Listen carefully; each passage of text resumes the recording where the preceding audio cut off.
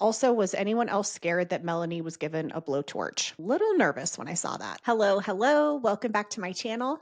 Today we're talking about episode 5 of the Halloween Baking Championship. I don't know why, but I keep wanting to call it the Hollywood Baking Championship. No, Halloween Baking Championship. This episode starts with 6 bakers, then we go down to 5. The show is getting real. I don't know if they're just going to do this for the remaining episodes, but again, today was just one challenge. So, one challenge, make it or lose it. Everyone has an equal chance of going home. I don't know how they come up with these challenges, but this one was a melted, tortured souls dessert where they basically had to meld two different beings together and of course make it creepy and spooky and Halloween. They got 2 flavors, one of which they were able to choose and the other one they chose at random. Just to recap, everyone except for Camille and Melanie have won a challenge, so they've all pocketed $1,000. And I know that is really grating on Camille. Oh yeah, spoiler alert, I'm going to ruin the show for you here in about 10 seconds if you haven't watched it already. Head over to Food Network, check out episode 5 and then come back here. And what's interesting about Camille and Melanie is a home baker, okay? Not trained at all.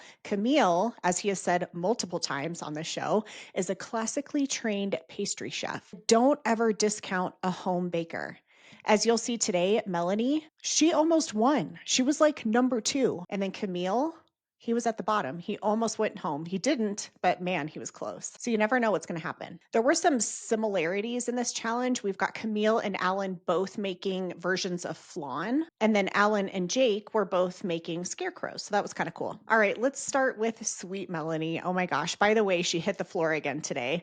If you remember the first episode, what did she forget? Oh, she forgot the sugar in one of her cakes and she literally just laid on the floor to like regroup. Well, today, when they announced that she was going to the semifinals, she again sank to the floor. So I don't know. Maybe that's her safe space. Her random flavor was black sesame. I don't know what the hell I would do with that, but it was pretty funny because she was like describing the flavor but sniffing the jar. I'm like, can you smell it through the jar? Did you get some on the jar and then that's why you can smell it? Also, was anyone else scared that Melanie was given a blowtorch? Little nervous when I saw that. Her design was great. I mean, honestly, it would have been great for anyone, but especially a home baker. It was a human and chicken. It looked like they had both melted and then like melded into one thing. So she did great on her design. Her reveal was really good. When she was revealing her tart, the judges, I've never heard so many like oohs and ahs from the judges. They loved her combination of flavors, but I guess the meringue wasn't good. It was a little eggy. When Melanie was talking about herself, she was trying to say that she's the underdog, but she called herself the under hamster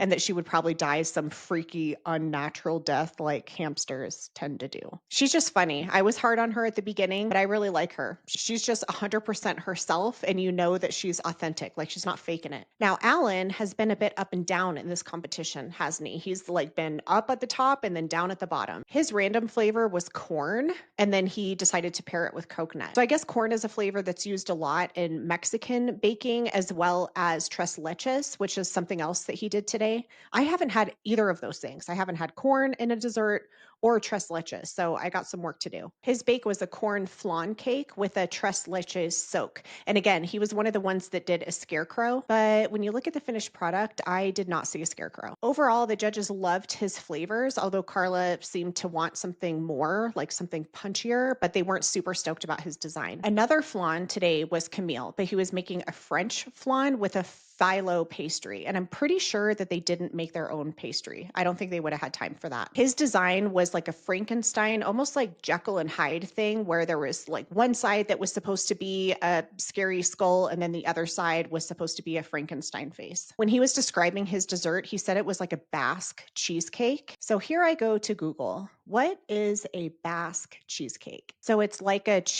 like a burnt type cheesecake that's got a rich flavor. Sounds good. He seems super chill now. I remember that one episode that he was like really cocky and kind of messing with the bakers. I feel like that Camille has left the building, which is good. He's been pretty chill. He did have some issues today though. He had a mold that he was like pouring chocolate in to make his skulls. And when he was unmolding it, which, oh my God, He must have been so stressed out. They were just like breaking. He did the best he could, but when he was decorating it, one of the sides ended up looking like a turkey. So he just flipped it, and instead of a Frankenstein face, he is now making a turkey. I loved his reveal with the judges because one side, the skull side, looked so good, like super artsy, super creepy, and then he flipped it around and it was this like messed up looking turkey adjacent thing. I don't know. He really tried to sell it to the judges that it was a turkey and they were not buying it. They loved his flavors, although the pastry was soggy. And if I've learned anything from all these baking shows, that is a huge no-no, is having soggy pastry. Now let's go to Oksana. She's another one, just like Alan. She's been up and down. The first two challenges, she was at the bottom, like she almost went home twice. But since then, she has just like slowly been climbing up and just doing better each time. And after today, she's the only baker that's won two challenges and has pocketed 2 grand. She drew matcha and then she decided to pair that with raspberry. Do you like matcha? I have never had matcha that I like. I don't know if it's because I haven't had a good one or if I just don't like it. And then her design was a spider human. It was really cool watching this thing come to life as she was designing it. And honestly, the design came out so good. The flavors were good. She made an entremet, which isn't easy. The judges loved it and she won this challenge. Corey also has been doing really good. He was the winner last week and he did really good today. He decided to meld a pirate and a kraken together. And oh my gosh, he had like 5 million suction cups that he needed to mold. I'm sure that took forever. And his dessert was a mousse cake. I want a mousse cake. I loved really soft, creamy stuff, so I bet I would have loved this. And it was a coconut cake with passion fruit jam and chocolate ganache. Yum. I didn't realize until today how good he is with decor. Like, I know that he specializes in making cookies and decorating cookies, but this was like next level, and he did really good. The judges were a little nitpicky. Overall, they liked his flavors, but they said the cake was a little dry, the ganache was a little thick, but that's kind of how it goes as these shows progress, is they almost have to like find things to bitch about, right? And then Jake, he did not do good today. He didn't do good last time either. He was at the bottom last time. And today, unfortunately, we say bye to Jake. His flavor was cardamom and he paired it with pear. Paired it with pear. Just got that. He made a pear and frangipane tart. Here I go again to Google. What is frangipan? Oh, so it's a sweet almond flavored custard filling. Yum.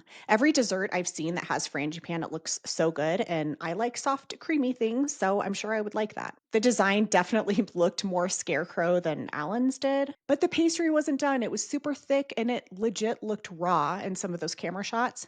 Carla was very upset about this. Overall, the flavor was good, although it came out pretty almondy because of the frangipan, and I guess that totally washed out the cardamom. So, bye, Jake. And remember, he's one of those classically trained chefs. So we've got home baker Melanie almost at the top today, and Jake, highly trained chef, that went home. These costumes with the judges, oh my gosh, they are like next level. And I seriously want to know how long it takes them to get ready. How long are they sitting there getting made up? Me, myself, it takes me about 5 minutes to put on my makeup, and like that's too long. I can barely sit and have my nails done, which I don't really even do that anymore. And I'm sure that they're just sitting there for hours. We're down to 5 bakers today. And do you have any predictions on who's going to win? I'm kind of pulling for Melanie. She's good, like surprisingly good, but she's the type of person too. She's going to be just as happy for whoever the winner is as she would be herself. That's just the kind of person she is. So I'm Team Melanie. Let me know what you think of this episode in the comments. And if you're enjoying these videos, please subscribe to my channel and I will see you next time.